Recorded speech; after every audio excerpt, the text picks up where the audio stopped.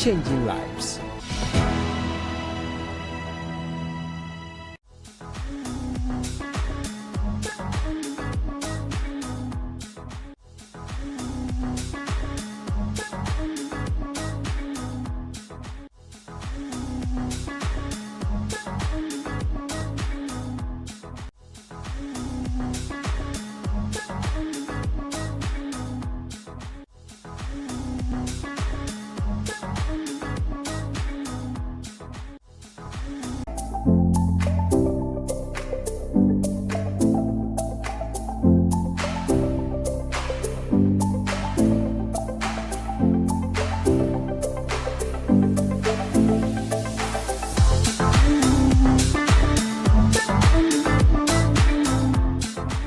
Another exciting episode of Real Talk here in the studios of Hope TV Ghana. My name is Evie, and as usual, I am your host for tonight. Real Talk is always on your screens on Hope TV, but we are also live on Facebook and YouTube. That is Hope TV Ghana.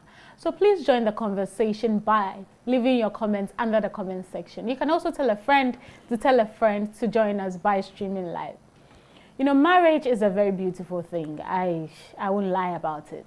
When you see two people who appear to be so much in sync, so much in love, so much in a great friendship, you see them so happy.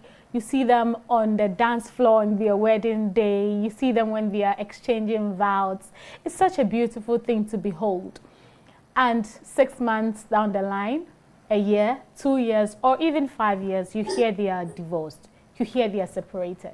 And you always ask yourself, what happened? There's this saying that no one marries their enemy. But in the process of the divorce, people can't stand each other. They can't stand to hear their partner or hear ex's name. They can't stand to see their face. And you wonder what went wrong? What happened? That beautiful picture you saw on their wedding day, how did they become so ugly, so damaged? How did they become so bad? Today, we are going to have a conversation on this, especially centered around Christian marriages. Because as Christians, you would think or hope that since we have the manual from the manufacturer, the one that created marriage, we would obviously do better marriages. But that doesn't seem to be the case. There's divorce in the church, there's divorce among Christians, and for some reason, it appears to be just surging and going high, and it's obviously a worry. And so today, a young lady has sent in her story. I'm particularly glad with her story because she's yet to get married, but you can see that she's trying her best to prepare adequately for it. She's asking the questions. She's asking for the right directions. And today we are going to have a conversation on that. I'm going to share the story with you shortly, but this is just to remind you that you can also send your story to us on our WhatsApp number, on our email address, on Instagram, on Facebook. Just DM us. And the thing is, you don't even need to write a full story. You don't need to sit down and compose a great story. You can send us the topic. You can give us just a little gist about what the situation is, and we will find you in-house writers to write the story for you. And then go ahead and find you the right people for the right conversation. And that is what we are going to do today in the studios of Hope TV Ghana. In the studio with me is Pastor Nana Kofi Nimako. You know this face. I don't need to talk more. Pastor, how are you doing? I'm good, Evie. How has your week been? It's been good. Yeah? Yes, and thanks for having me. It's always an honor to have you, and I'm always glad when you come to the studio. I'm graced. Thank you. You're welcome. Joining me virtually, I have Grace Love Bonfo. Grace Love is not a stranger as well. She's been with us. She's a nurse now, and she's in the States, and today she's going to join us, have this conversation. Grace Love, how are you doing? I'm doing very well, Evie. Thanks for having me. I hope your week has been good. Yes, it's been awesome. Thank God. Yeah, we thank God. We thank God. Thank you for joining us today. My pleasure. Another gentleman is joining us virtually, and he is Godfred Chumesi Ankra. He is in Kumasi. That is the Ofori Krom Adventist Church. Godfred, if you can hear me, good evening, and how are you doing? Good evening. I'm doing very well by God's grace. Thank you so much for joining us today. I'm very well. I'm glad I'm joining you too. We are glad to have you. Today we have titled our story, What Are the Reasons for the Surge in Christian Divorce? So this is very specific to the marriages in church. Obviously, we are going to talk about this, but I am sure if you're watching and not even a Christian, it applies to all of us. And I'm going to go straight ahead and read our story to you. It says, Dear Real Talk, I am preparing for marriage with my fiancé. We've been together for almost 2 years and getting married early next year. So we are deep in the preparation now. I am trying as hard as I can not to dwell on the ceremony itself and the union, but the union called marriage. I ask both young and old friends of mine in the church who are married and ask how they are doing it.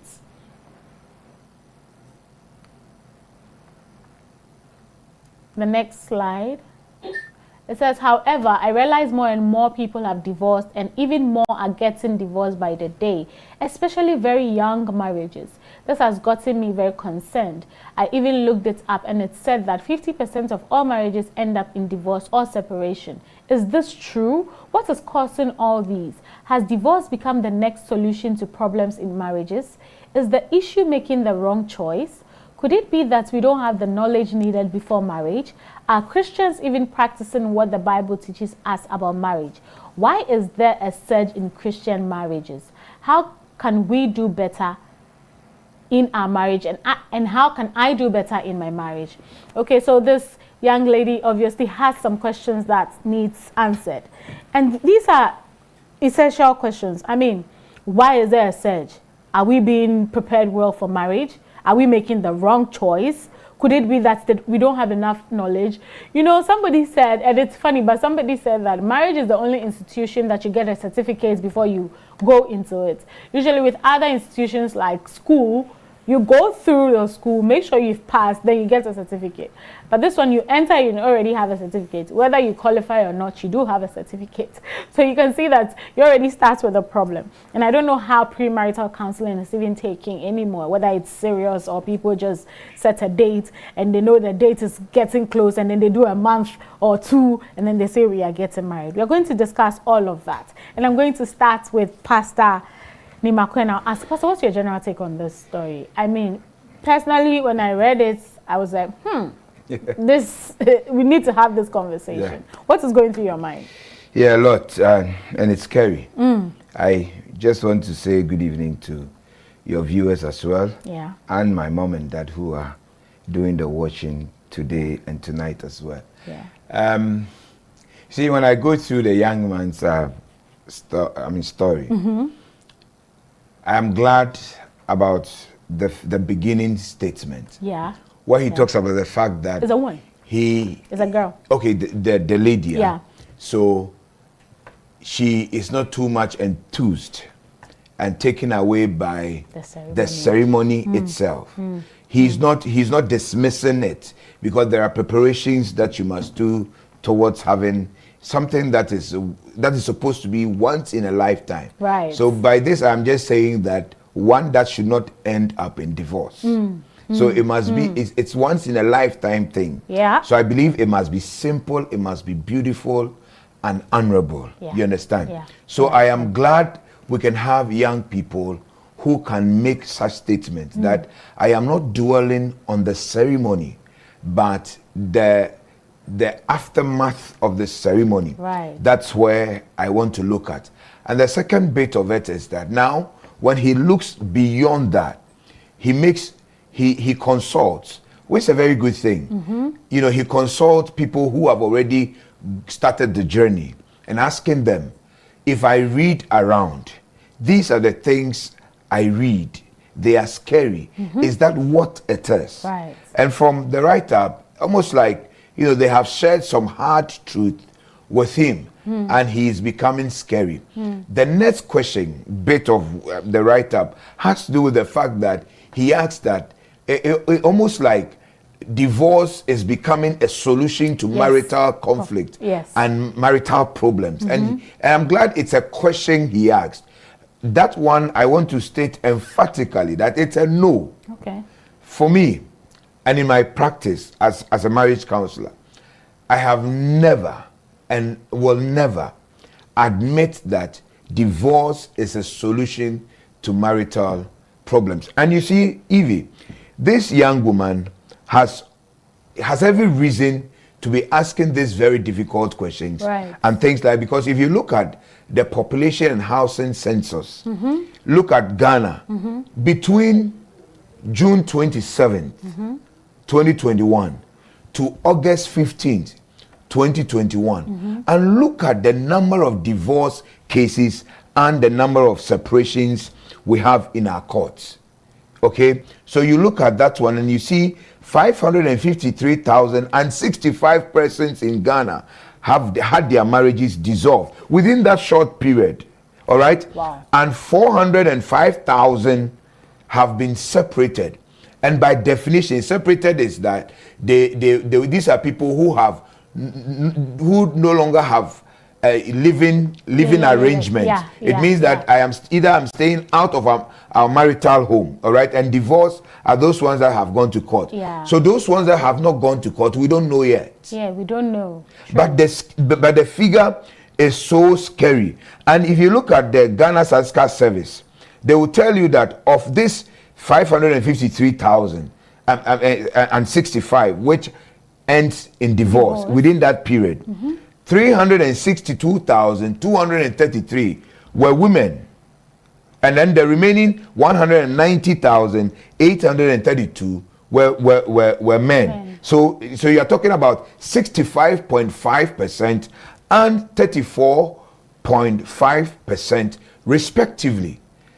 And I, as a pastor, as a counselor, I am concerned because these figures are so scary that we must be doing something about it. So her confusion is founded. Her confusion is founded. Absolutely. And I am glad she wants to have solutions to it, which on this your big platform she will find. Amen. Amen. It's so scary because that's less than 2 months. If exactly. I know your... Exactly. So so it happened between June 27 and August 15. That's less than 2 months. Yes. Wow. Yes. And you remember they came to our homes. They took a lot of data. You understand? And I am encouraging people in the helping ministry, like pastors, for example, and counselors.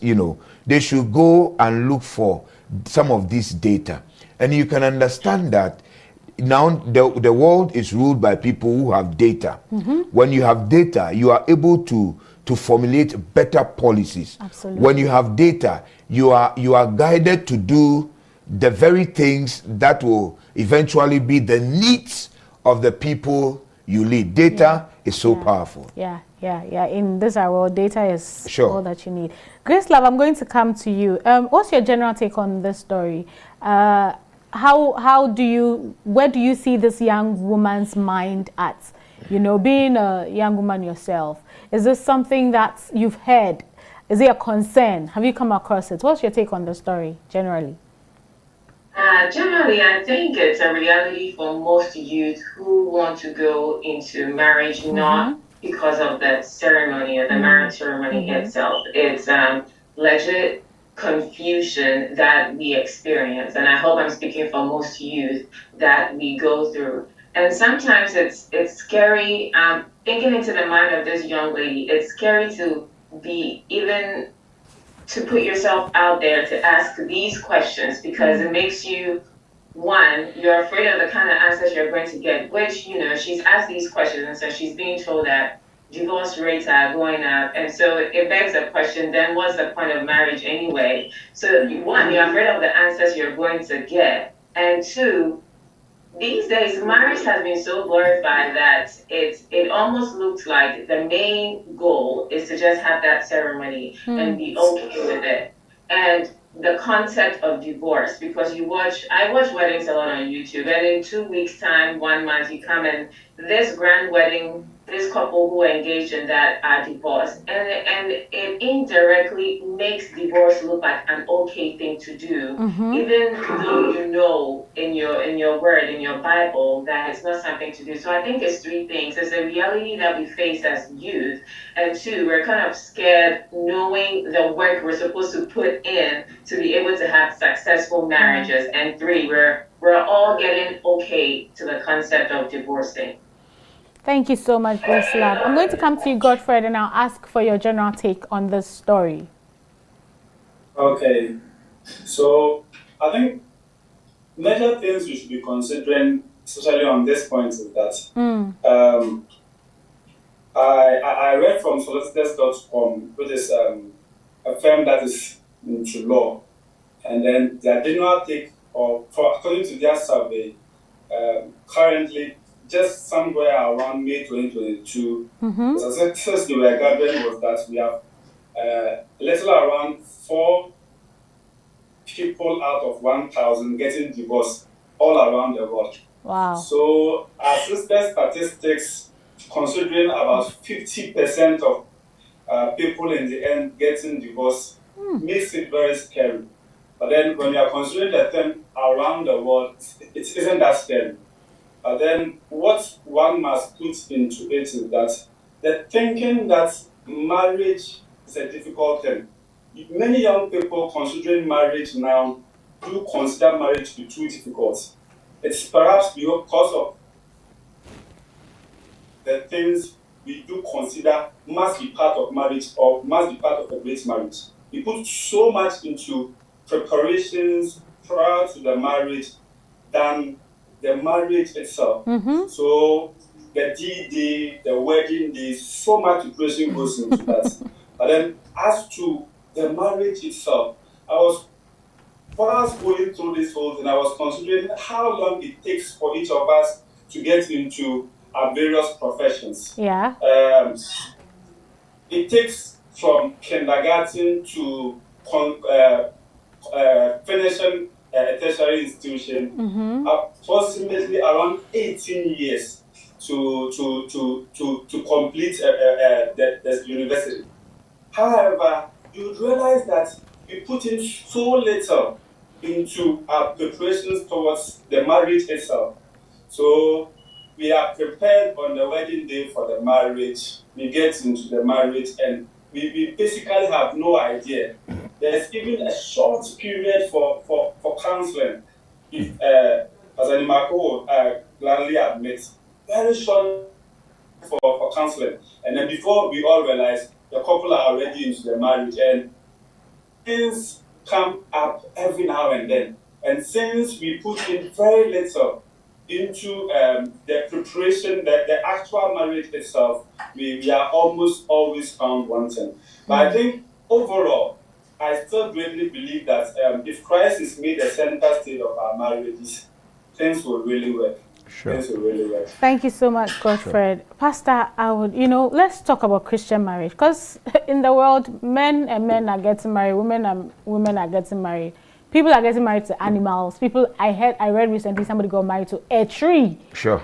And we have people now saying open marriages. They are married, but they have the freedom to be with other people, and they are okay with it. But let's come home to talk about Christian marriages. How can we do marriage the Christian way? What are some of the ways we can sustain our marriages as Christian and forget about whatever is going on in the world and what we are seeing all over us? So I'm glad we can take time to look at it from that perspective.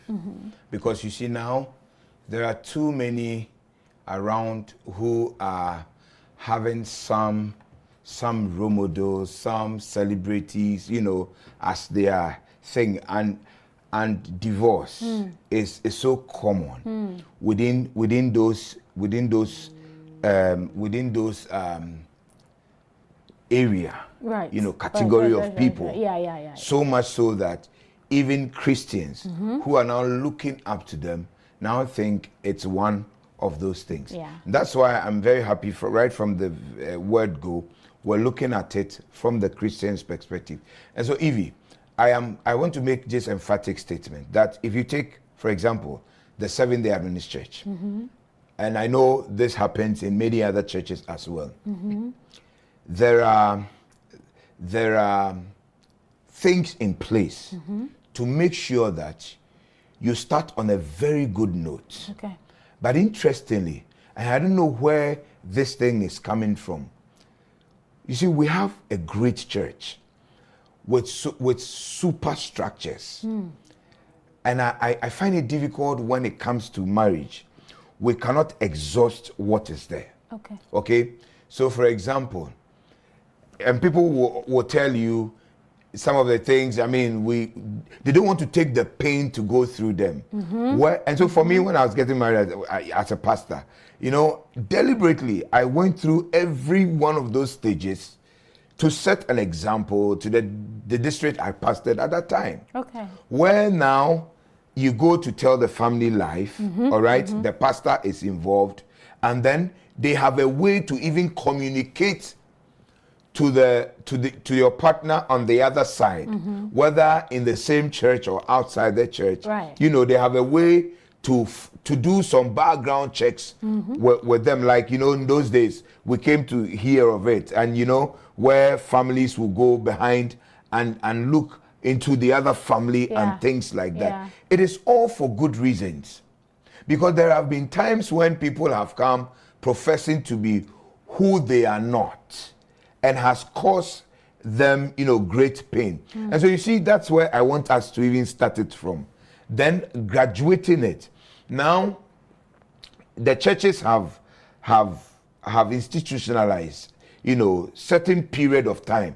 You know, my friend said that there is very little time for counseling on a journey that will take you many years if God permits you. You understand? And you want to do it within a flash of a time or of a light and get the journey starting. It has not always helped. And so you see, if some churches and districts will tell you that, okay, we have a 3-month period for you to start counseling and all of that. It is to help you adequately prepare for the journey you want to go. Yeah. I mean, those who travel will tell you that it is so important that sometimes they will start packing their things in beds, you know, 2 months ahead of time. So if I know I'll go with this particular dress, I pick it and I drop it. So the day when you're going, it will be very difficult, if not impossible, to leave something behind right. that will be so dear to you. Right. All right. So those time periods are specifically to help you adequately prepare for this very important journey you want to make into that kind of institution. You understand? And so during the counseling time, me personally, I have this philosophy. I know many men of God out there have that philosophy as well, where I don't take money for counseling you on your marriage. You understand? But because of experiences, when some people will not attach that level of importance to it, that sometimes even you the counselor, out of your busy schedule, you still want to make time for, and either you are not told and they will not come and things like that. So when the very introductory part of our counseling, I tell you, if you cannot, you cannot, how do I even put it? If you cannot follow the timelines that we have and deliberately and unconcerned, you would be missing out on our appointment. I will charge you. Right. Once that comes in, they set up. Because if you don't come, if we will have about 8 sessions or 9 or 10 sessions, and you would miss out on 4, it is 800 Ghana cedis. So if you miss out one, it is 200 cedis. Right. And thankfully to God, I have never received any of those monies. Means that they have been committed to the timeline. Yeah. And then now you go to, and even the counseling session, you look for, for a church like Seventh-day Adventist Church, for example, we have our pastors trained in that line. They may not necessarily, some of them may not necessarily be trained like as in professional counselors, but they have taken certificate courses, diploma courses, and some even master's degree courses, to fit into that kind of. So the church has that kind of preparation for them. Many of our pastors are registered with the Ghana Psychology Council. Okay. You understand that point? So what I'm trying to say is that you will not just have anyone as your counselor. Right. It must be somebody, not just a pastor, but somebody who has some requisite knowledge and very rudimentary training in some of these things. Yeah. And I am still talking about this from the Christian perspective. Yes. That is how it must go. Once it has this very good foundation, then you are sure that you coupled with Christ, like my friend said, coupled with Christ as the foundation of the marriage, then you have a springboard to begin with. Again, Evie, when the counseling sessions are over and the ceremony has been held, there is a post-marital counseling.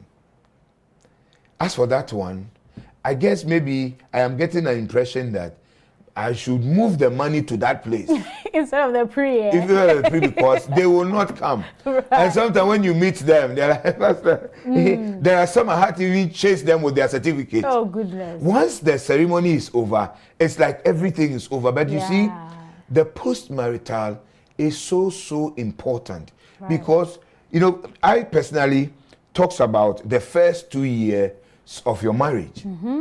If you are able to survive that first 2 years on that solid ground, then you have a great future in your marriage. Because you see, what usually will happen in the first 2 years will make one of the partners easily mess up. All right, so it is a very important part of the whole counseling thing, and I think that is a very good way to start with. And I think that maybe I will leave for my friends to add up to it. Otherwise, I'm just saying that it must be understood, marriage must be understood from God's perspective. Right.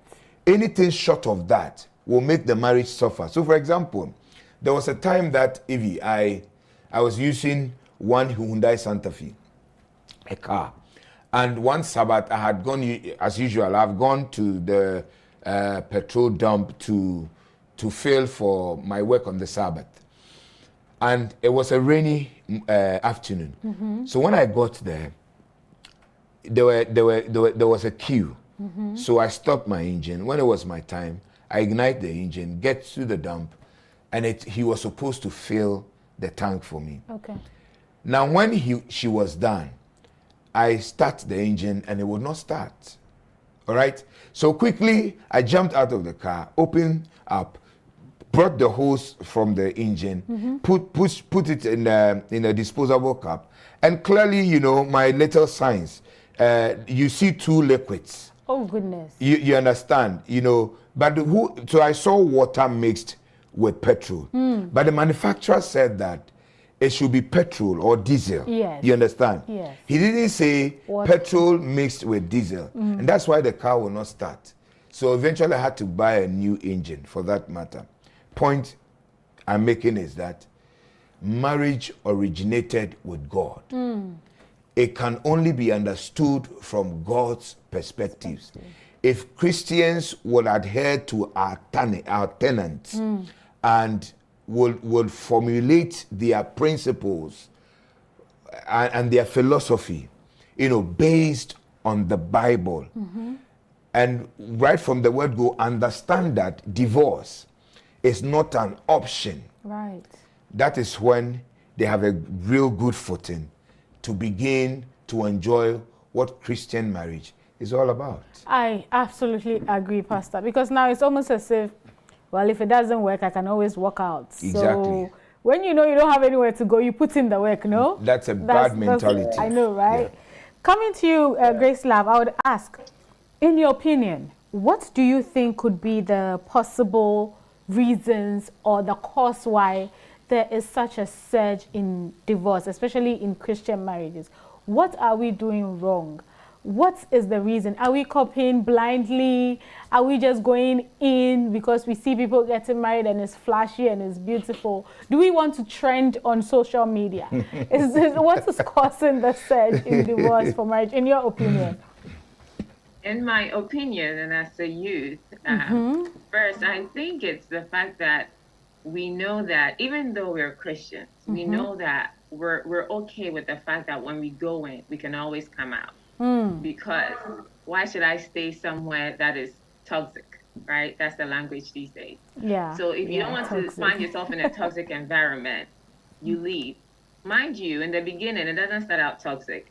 Yeah. So that's I can't find the word, but the person has reason to say, when I went in, this is not how it was. So if it has changed, then it's peace out, see you later, right? Yeah. And two, it's the whole appeal of the marriage ceremony. It's becoming very flashy, and everybody wants to get into it. So if, say, you start dating somebody 2, 3, 4 months, and it's looking like it can, lead into marriage, you just jump into it.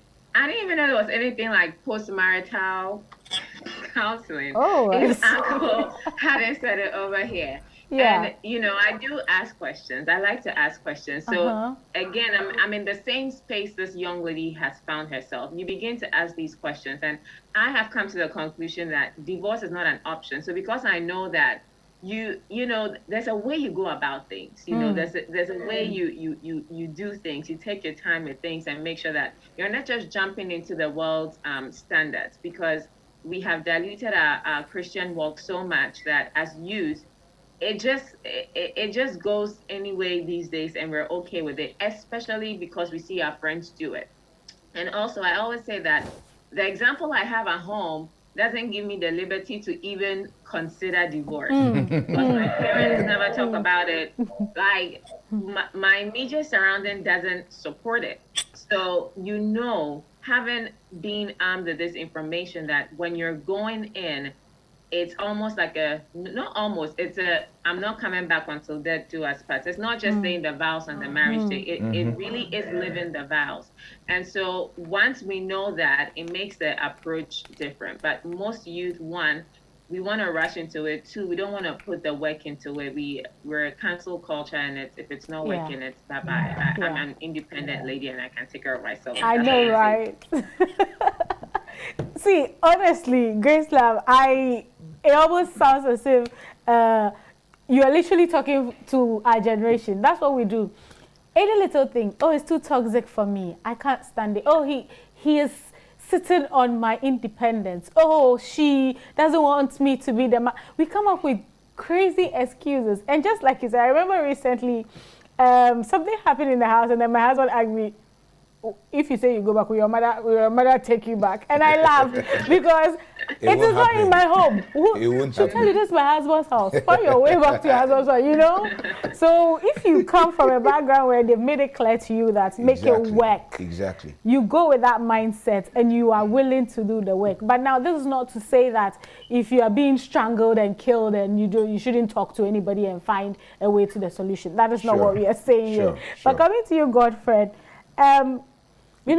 speaking about individuals preparing for marriage and how we can do that adequately, in your opinion, how can we prepare adequately for marriage? Pastor has spoken about premarital counseling and postmarital counseling, but in the preparation, like this young lady, what is some of the knowledge she needs to have?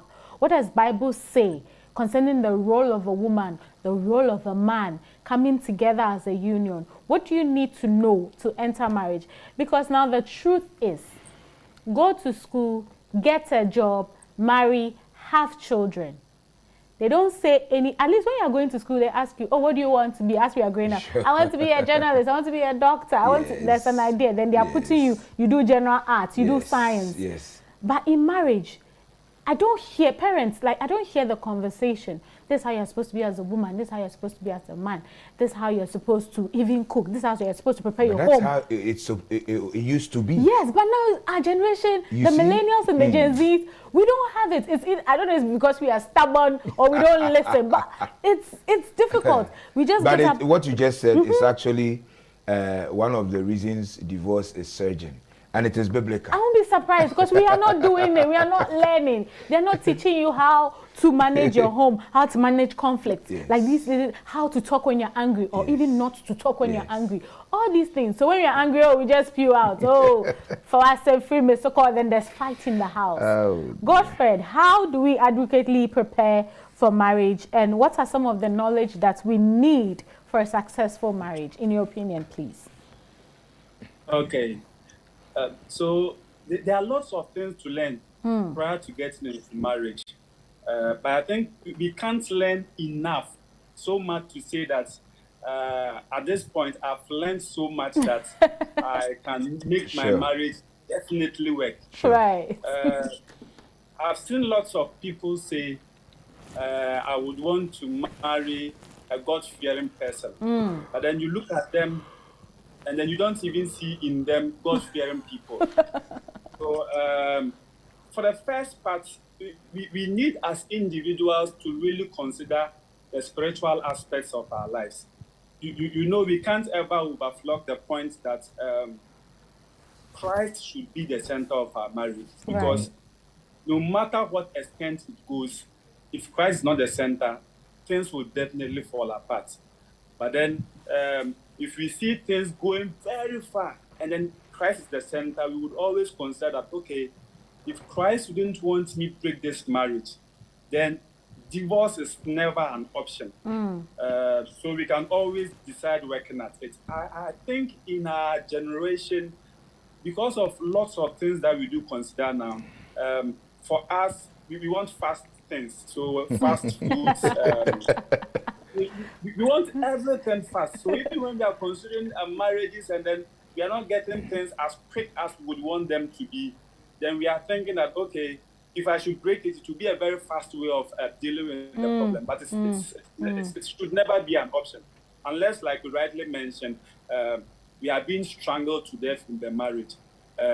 In that bit, we should voice out and talk. We should be prepared spiritually prior to getting into the marriage. And then there's this problem with our time. Of course, it's in most marriages, the problem with communication. So that in most times, we don't really communicate in the marriage. People adopt various ways of communicating. One expert on marriage brings out about 5 different ways in which people would want to communicate in their marriages. Some adopt the Eskimo approach. You know, in this Eskimo approach of dealing with problems or communicating, couple or the husband or the wife would adopt being cold when there are problems. Others would adopt the ostrich way of dealing with problems, so that they would just hide their heads in a hole, as though there's nothing happening.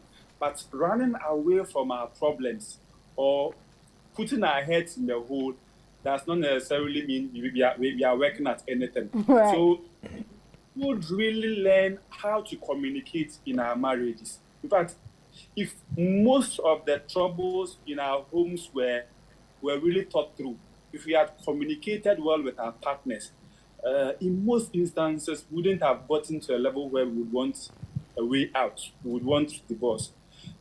Others would want to go the gunslinger way of dealing with our problem. And for them, everything is about war.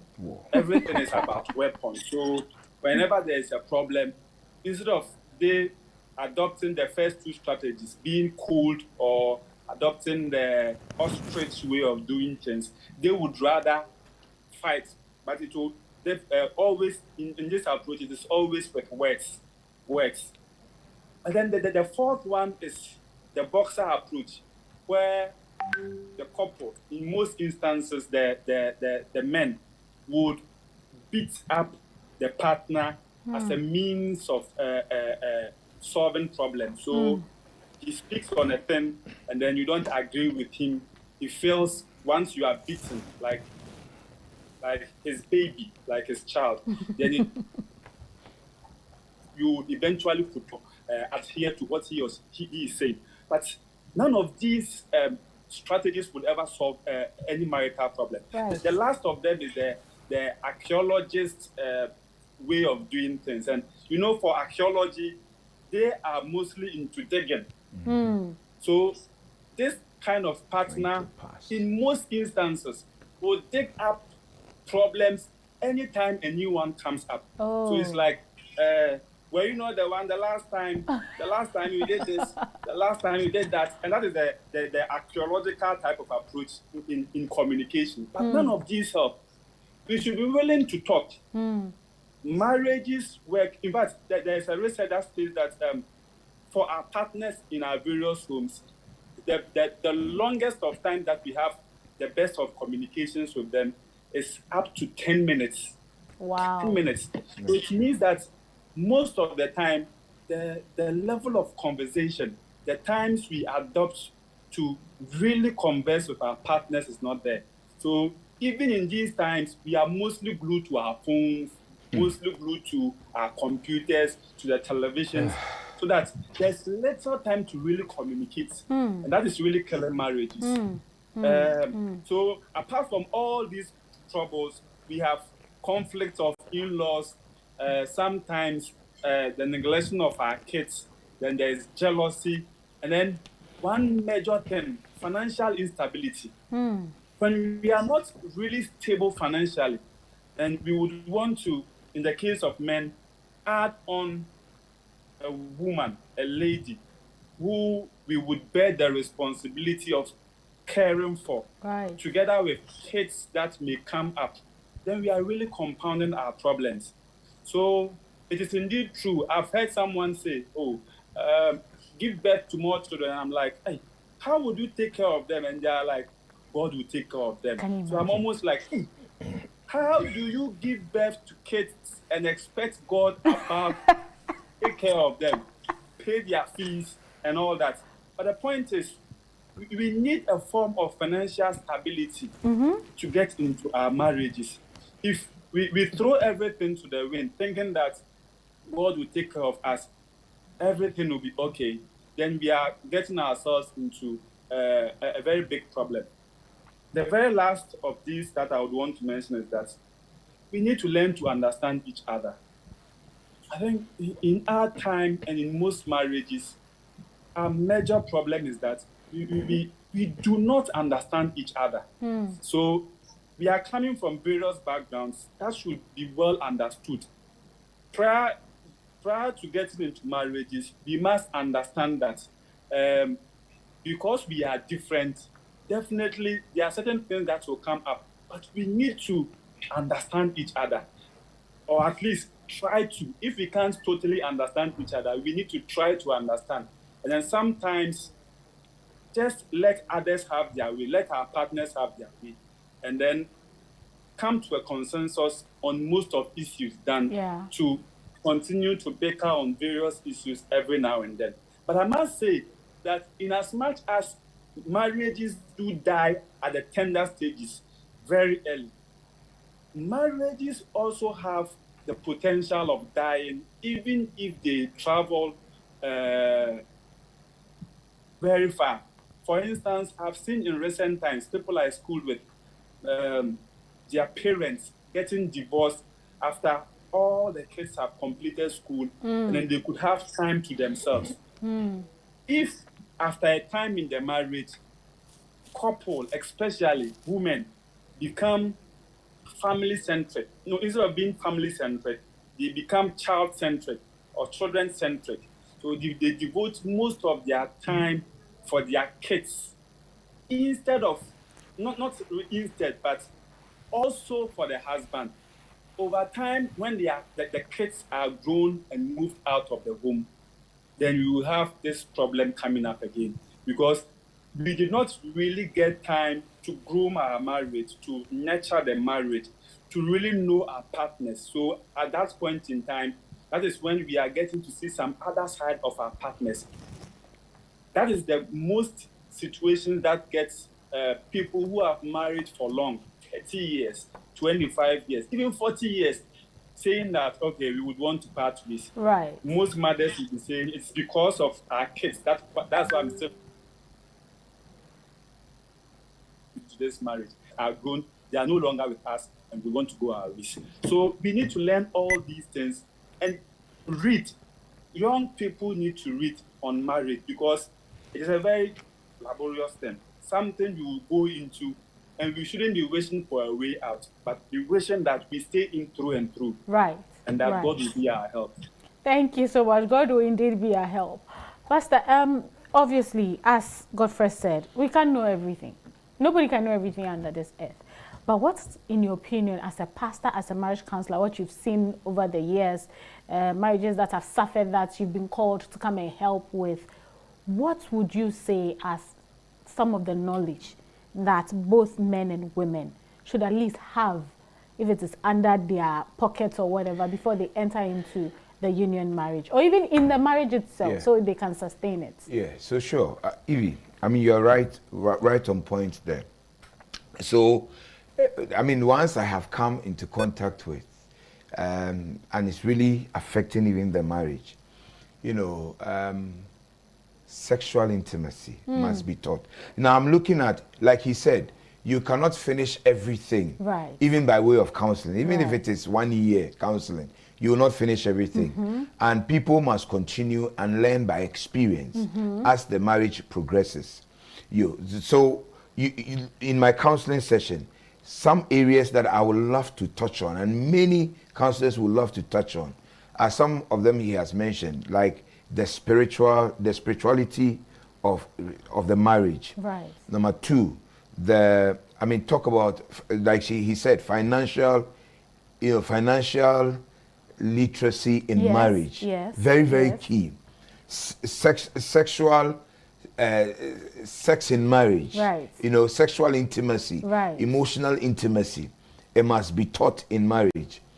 The other one also has to do with there is this problem that comes with the issue of understanding, but I will just look at the other side. It has to do with anger management.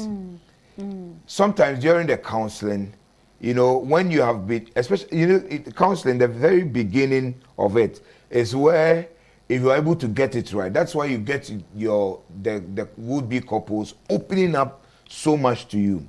And many times you find that there is anger issues in one of them. And it is something that must be dealt with. Even if you don't find it in your conversation, make it a subject for discussion, because the accommodating thing, that is where it will come from. And that is why it is so important that if people want to understand all of these, then you get to understand that people must do basically 4 preparations. Okay. So he talks about the financial, he talks about the spiritual. There is also emotional preparation and physical preparations. Those are also key things to do. And even, going forward, to add to what they may have said about, what is really causing this whole thing. Even, there is, recently I read something a research that was done in 2021 by the head of Department of University of Ghana, School of Psychology, and his colleagues, Professor Joseph Osafo and his colleagues. And between the ages of 29 and 71, all right? And then they looked at 11 men and 19 women, from 2007 to 2017. So talking about 10 years, 10 years, all right? And one thing they didn't, they underscored. Is that what the statement is? Yes. They never underscored the importance of premarital counseling in this whole setup. We have dealt with that one. But what is also again causing this has to do with extramarital affairs and infidelity. That is also a major cause, in all of these things. Especially, these ones, you look at some of these statistics coming from Ghana, but it cuts across wherever you live, around the globe. And abuse has also been one. And where I want to spend a bit of energy, because they have said a lot about all of them, has to do with sexual intimacy. And it starts from when they are not married. You know, the young men of today who will be marrying the young women in the next future are being killed by those same young women. Ooh. So you see, now when they are dating, you know, they want to prove to the lady who may not end up being your wife. Do you understand? And Elizato has a way of putting. Elizato is one of these comedians around, and he says that how interesting it gets when a lady who cannot jog for 5 minutes will want a man to be having sex with them for 1 hour.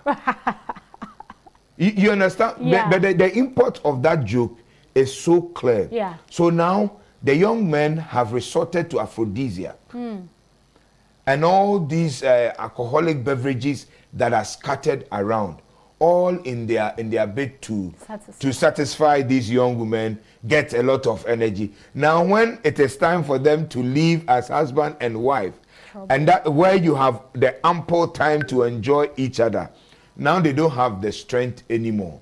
All right?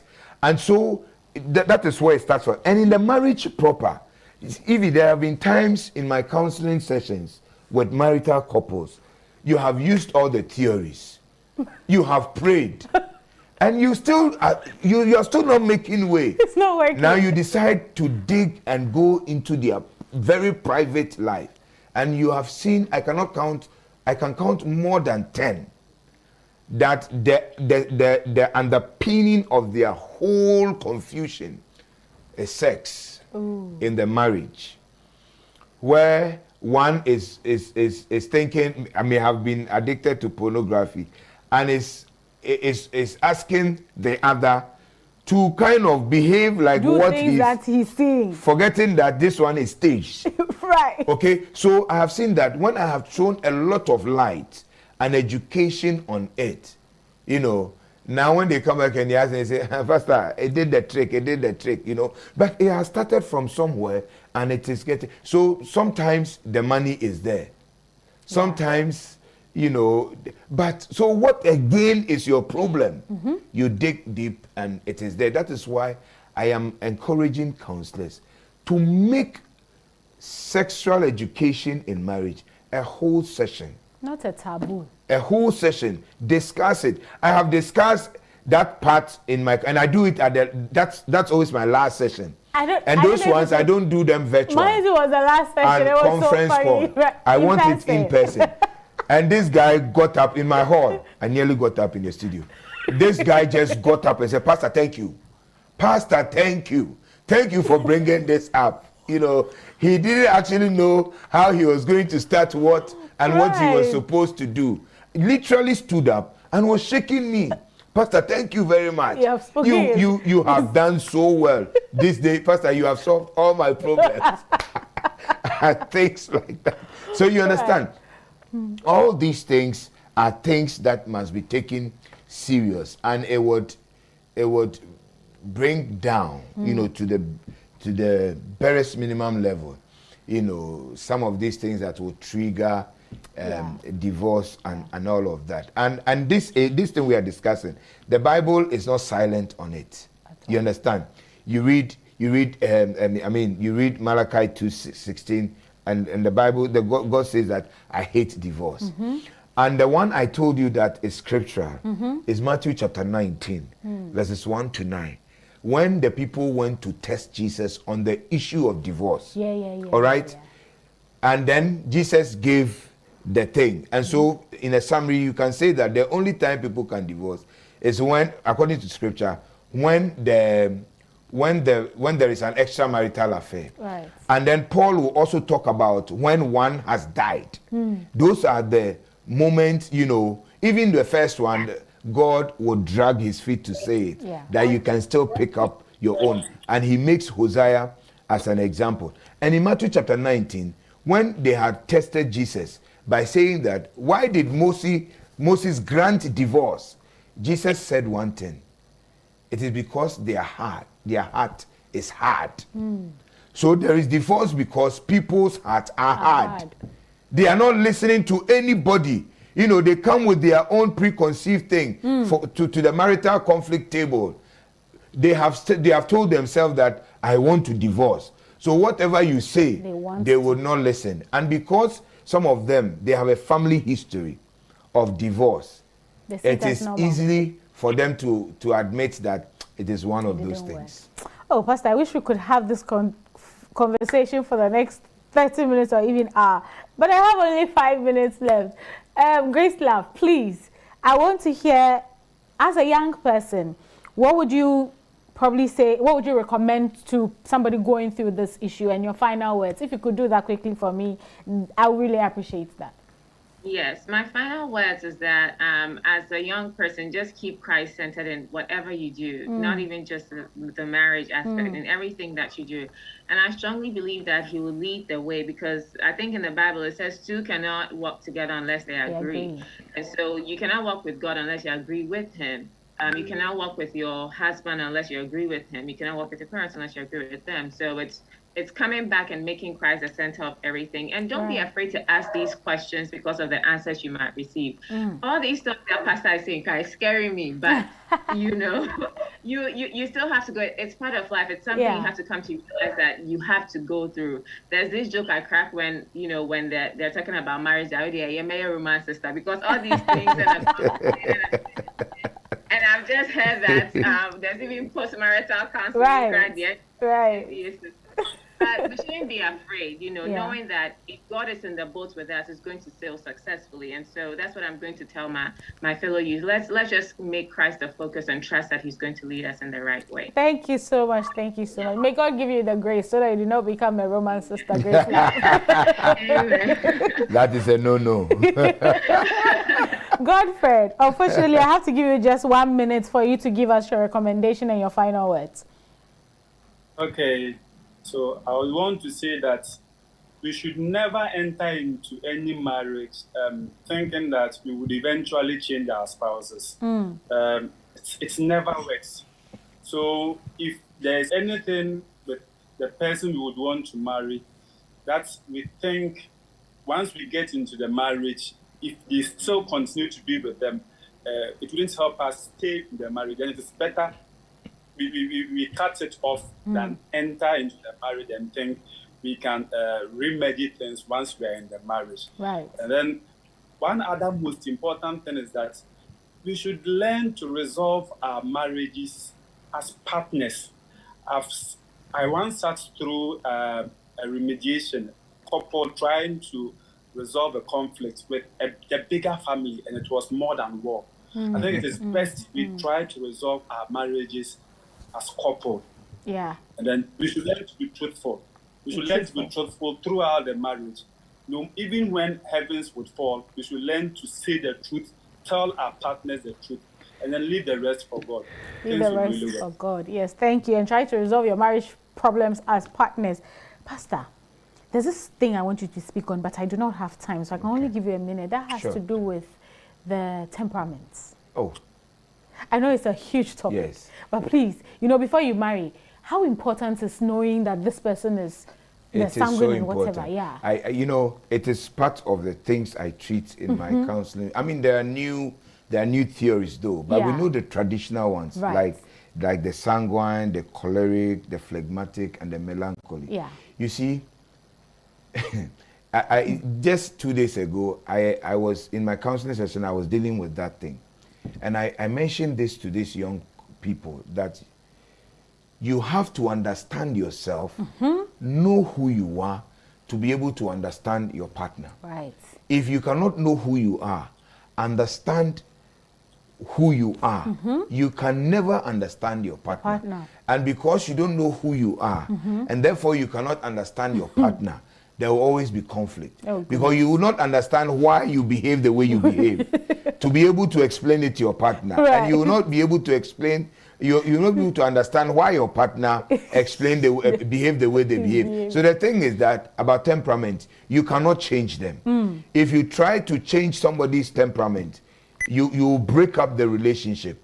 You must learn to manage all the temperaments, the predominant ones in us. And so know what the temperaments, the nature of the temperament, know the strengths of that temperament, and know the weakness of that temperament. That is when you're able to manage yourself to be able to manage the other person. Thank you so much. But apart from that, I think marriage is beautiful. Young people absolutely. Must engage in it. But for the people in the couple in it, they must not focus on the little challenges in marriage. Otherwise, they will not enjoy the journey. It's like the second coming. If you focus on the things that's happening in this world, you will not enjoy the marriage. If you are going for a tourist attraction center and then you are going on the journey and you are looking at the potholes on the road and everything, you will not enjoy the journey. But if you think about what you expect and all of that, you enjoy the journey. When you go to heaven, there is no marriage. So you must have a full of it here. And before you go. I completely agree with you, Pastor. It's so true. Marriage is indeed very, very beautiful. Take it from me, a newly married woman. Marriage is beautiful. And Pastor mentioned, it's true about the temperaments. They are new ones. I did mine and I realized I had a percentage of supine. And I was very surprised. And, you know, we learn new things. Please take premarital counseling seriously. Get a certified counselor. And if you're a Christian, get a Christian counselor, a pastor who is certified. And also marital counseling very is important. very, very, and you know, in important. our church now, we have a department for counseling. You know, at the union, I am the director. And then at the conferences, there are. And so people must begin to exhaust these departments. Please, we have the structures. Please make use of them. We'll be back same time next week with another interesting conversation. Please do not go anywhere. This is Real Talk. Enjoy the rest of the content on Hope TV and do have yourselves a lovely night. Good night. Bye-bye. Bye.